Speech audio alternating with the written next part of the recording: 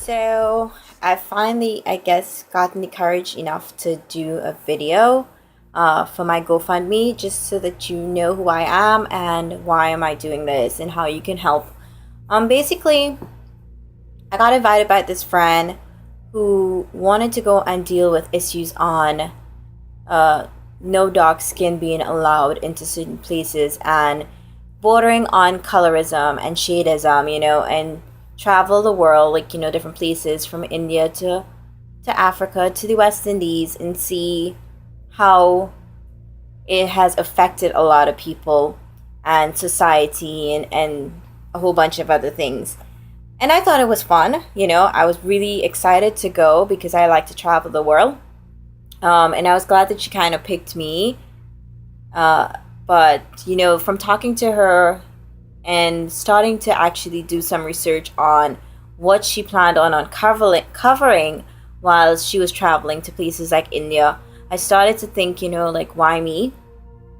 I don't think that I even fall into the category of issues of colorism. And then our first stop is supposed to be Bangalore. So I started to kind of do some research on skin bleaching because that's one of the topics that we're going to be kind of venturing on and exploring and understanding, what's going on across there.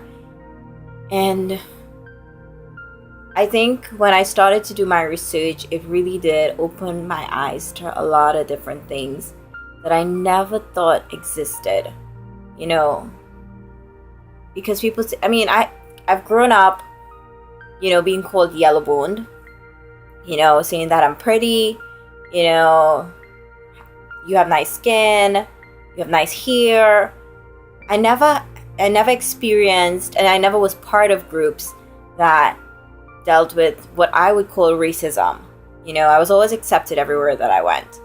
So bleaching of the skin was never really something that I wanted to do or thought about. You grow up and you have acne, and you say, okay, I can get rid of a couple of spots, and so you use different products. Let's say skin lightening, or skin bleaching. Maybe, I don't know, I can't remember, but I remember using some of the products that, as I started to research in India, they've actually banned because it has created such an epidemic in society and the generations and people that it actually even affects your jobs across there, who you get married to and how you get married, where you get married. It affects so much more than you really realize, So if somebody was to ask me, do you endorse or ever been part of the term so widely spoken about today as colorism, obviously I would say no. I think my family would be totally appalled to know that I was, racist for the meaning of the word, like discriminating people based on their color. No. I couldn't even think or fathom being part of such a society.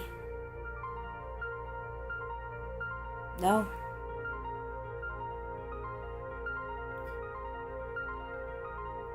But in all honesty, after looking at all the videos and the issues that India is facing, it made me realize that I have been part of it.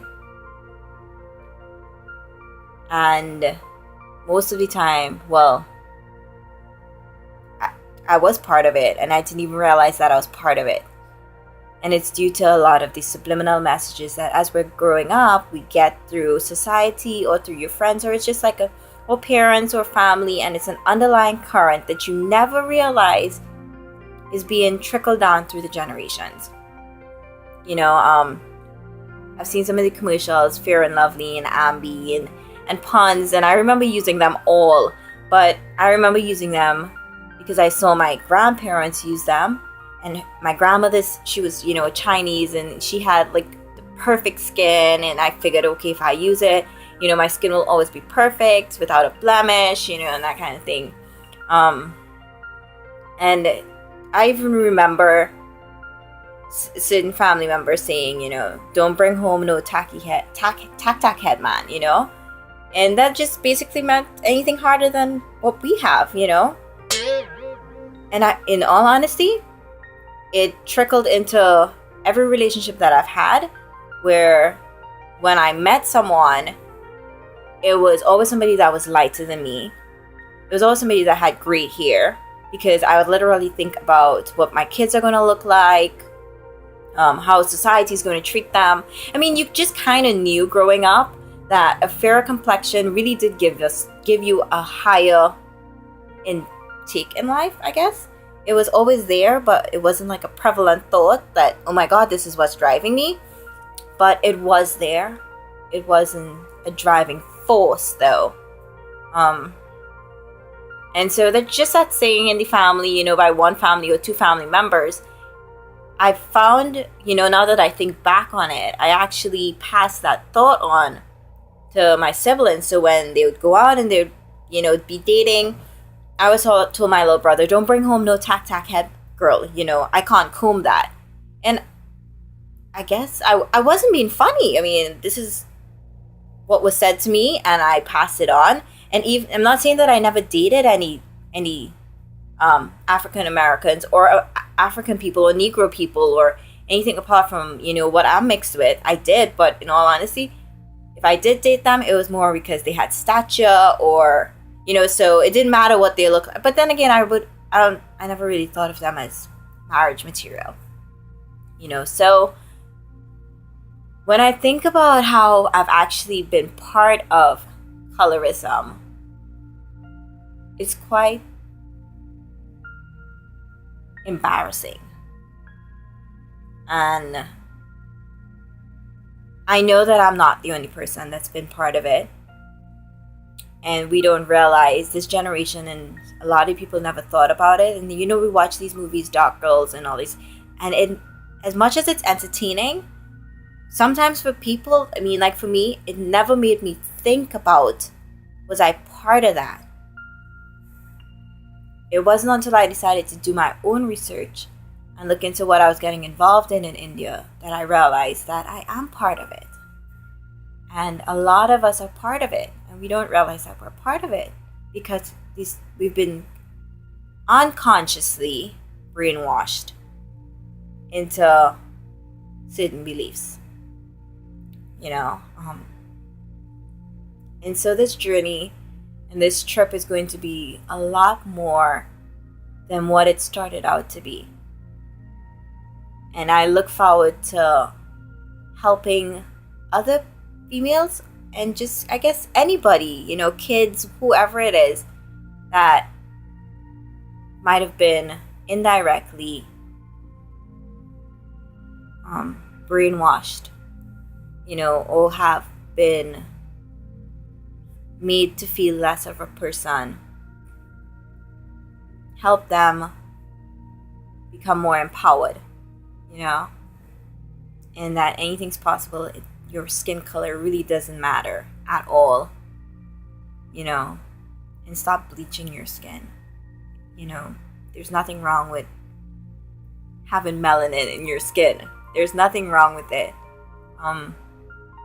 So I'm just asking everybody, you know, make a contribution, show love, you know, and what I want to get out of this whole trip and all these donations is, you know, hopefully to help build a foundation that can bring awareness instead of us just highlighting what the issues are.